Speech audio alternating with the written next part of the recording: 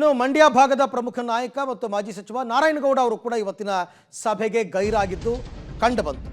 ಸಚಿವ ಚಲುವರಾಯಸ್ವಾಮಿ ಅವರ ಹೇಳಿಕೆ, ಅವ್ರು ಹೇಳಿದ್ರು ನಾರಾಯಣಗೌಡ ನಮ್ಮ ಸಂಪರ್ಕದಲ್ಲಿದ್ದಾರೆ, ಯಾವಾಗ ಬೇಕಾದ್ರೂ ನಮ್ಮ ಪಕ್ಷಕ್ಕೆ ಸೇರ್ಪಡೆ ಆಗ್ಬೋದು ಅಂತ. ಅದಕ್ಕೆ ವಿಜಯೇಂದ್ರ ಅವರು ಕೌಂಟರ್ ಕೊಟ್ಟಿದ್ರು.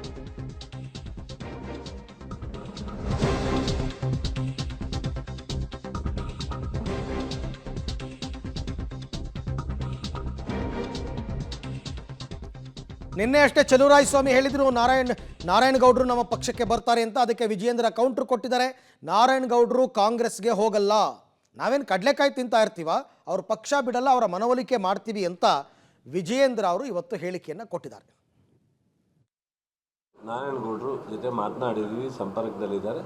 ಆದಷ್ಟು ಬೇಗ ಅವರು ಮತ್ತು ನಮ್ಮ KR ಪೇಟೆಯ ಗಾಂಧಿ ಅಂತ ಅನ್ಸ್ಕೊಂಡಂಥ ಕೃಷ್ಣ ಅವರು ಏನಿದ್ದಾರೆ ಅವರ ಹಿಂಬಾಲಕರಾಗಿ ನಮ್ಮ ಅಂಬರೀಷ್ ಇರ್ಬೋದು, ಇನ್ನೊಬ್ಬ ನಮ್ಮ ಮಂಜು ಅಂತ ಇರ್ಬೋದು, ಜವರಾಯಗೌಡರು ಇರ್ಬೋದು, ಜವರಾಯಗೌಡ ಅಂತ ಇರ್ಬೋದು, ಬೂಕಂಕೆರೆ ಜವರಾಯಗೌಡರು ಇರ್ಬೋದು, ಈ ಥರ ಒಂದು 100 ಜನ ಏನು ಇವತ್ತು ನಮ್ಮ ಕಾಂಗ್ರೆಸ್ನಲ್ಲೇ ಇದ್ದು ಕೆಲವಾರು ಇದರಿಂದ ಅವರು ನಾರಾಯಣಗೌಡರ ಜೊತೆ ಹೋಗಿದ್ರು. ಈಗ ಅದೇ ನಾರಾಯಣಗೌಡರು ಅವರು ಎಲ್ಲರೂ ಒಟ್ಟಾಗಿ ಸೇರೋ ಸಾಧ್ಯತೆ ಇದೆ.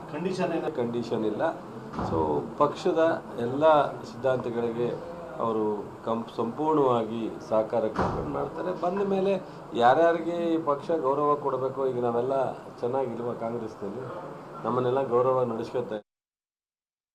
ಕಾಂಗ್ರೆಸ್ ಹೋಗ್ತಾರೆ ಅನ್ನೋದು ಯಾರು ಹೇಳೋದು ಗುರು? ನಿನ್ನೆ ಚಲುವರಾಯಸ್ವಾಮಿ ಅವರು ಹೇಳೋದು ಯಾಕೆ ತಲೆ ಕೆಡಿಸ್ಕೊಂಡು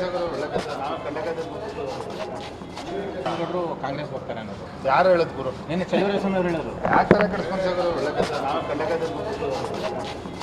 ನಾರಾಯಣಗೌಡರು ಕಾಂಗ್ರೆಸ್ ಹೋಗ್ತಾರೆ ಅನ್ನೋದು ಯಾರು ಹೇಳೋದು ಗುರು? ನಿನ್ನೆ ಚಲುವರಾಯಸ್ವಾಮಿ ಅವರು ಹೇಳೋದು ಯಾಕೆ ತಲೆ ಕೆಡಿಸ್ಕೊಂಡು